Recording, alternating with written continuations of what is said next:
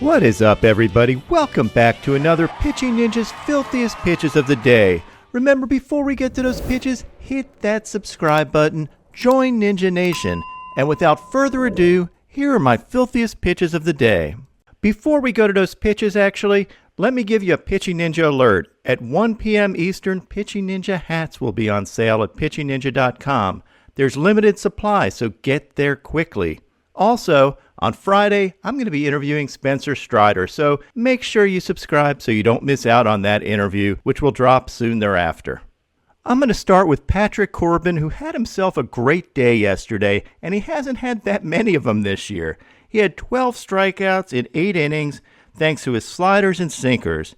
His ERA is still over 6, but you got to give the dude credit for that outing. Devin Smeltzer was outstanding. He had 9 strikeouts and 6 one-run innings. His fastball barely touches 90 miles an hour, but he's got a solid changeup and slider and has been really good this year. If you watched yesterday, you might have seen that I picked Sean Manaea to have 8 or more strikeouts. Well, it looked good in the first inning. He struck out the side, and then he finished with only 7 strikeouts because I pulled him after 6. Come on, that's not fair. But due to the relatively long odds, it was still worth that pick. Zach Plesac had 7 strikeouts in 6 scoreless innings thanks to his changeups and sliders. Tarek Skubal had this vicious 90-mile-an-hour slider, but he was outdueled by Carlos Rodon, who had a nasty slider of his own. While we're talking about sliders, John Gray had these sliders. He had 8 strikeouts and 7 one-run innings. He has a 37% whiff rate on his slider this year, and opponents are only hitting 185 against it. Framber Valdez had another great outing with 8 scoreless innings and 5 strikeouts thanks to these nasty curveballs. Charlie Morton had these insane curveballs of 3,185 RPMs, 3,155 RPMs, and 3,079 RPMs. He has the highest spin rate among starters on his curveball, and these things were just disgusting. Robbie Ray and Dean Kramer faced off in a pitcher's duel. Robbie Ray threw 7 innings of 1-run ball with 8 strikeouts, and that new sinker has been working for him. He recently, I think within the last 3 weeks, added a sinker to his fastball slider mix, so hitters can't really sit on his four-seam fastball anymore. And it has made a huge difference. He's back on his Cy Young form. Dean Kramer had 7 scoreless innings with 5 Ks thanks to his cutters. Frankie Montas pitched against the Yankees, but what I really wanted to focus on is how bad Aaron Judge gets screwed. Look at this pitch to Judge, and look how low and inside it is, yet it was called a strike. It's almost like Aaron Judge has his own unique strike zone. And in that zone, this would have been paint. Seriously though, he does get more balls called out of the zone than any other hitter in baseball. And I know he's a gigantic human, but come on. 2 things amaze me. 1, that he's still an elite hitter and crushes everything in sight. Maybe the umpires are giving him a little bit of a handicap here. And 2, that he hasn't just turned around and ripped off an umpire's head at some point. Luckily for everyone involved, Aaron Judge is one of the nicest players on the planet. Shane Baz had 6 strikeouts in 5 2/3 innings, giving up only 1 run thanks to his sliders.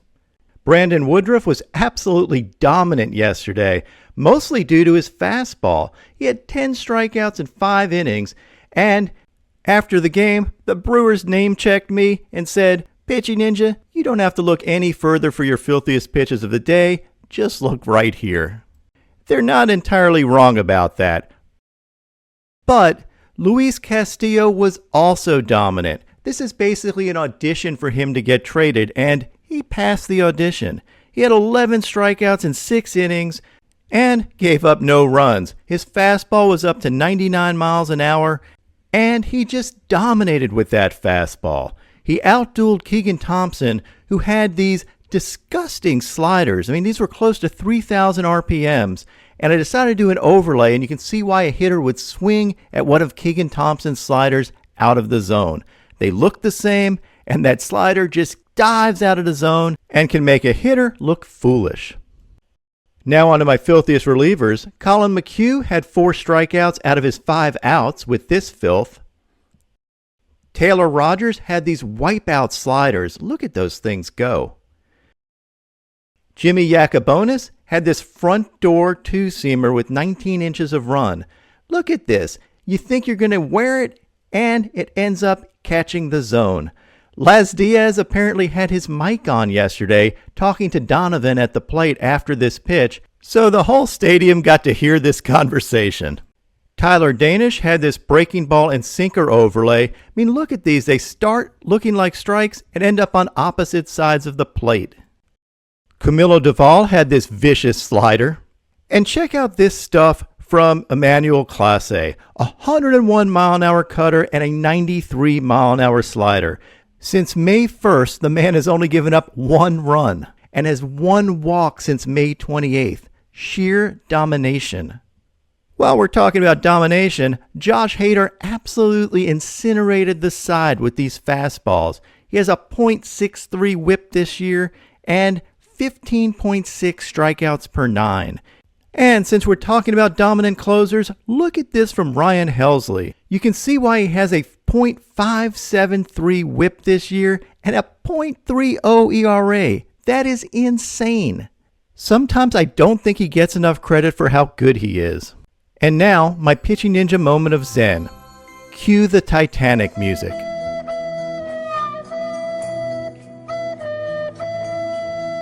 his buddies are not going to let him forget that anytime soon. Nor should they, frankly. Fortunately, nobody saw on television. No. Wait, what? Nobody knows. What is up, Ninja Nation? Yes, it's still me at the beach, and here is my pick of the day. I like Shohei Ohtani for 9 or more strikeouts. Right now, he's plus 420, which are pretty high odds, and a good chance to win a lot of green. So take a look at that, and also let me know what your pick of the day would be.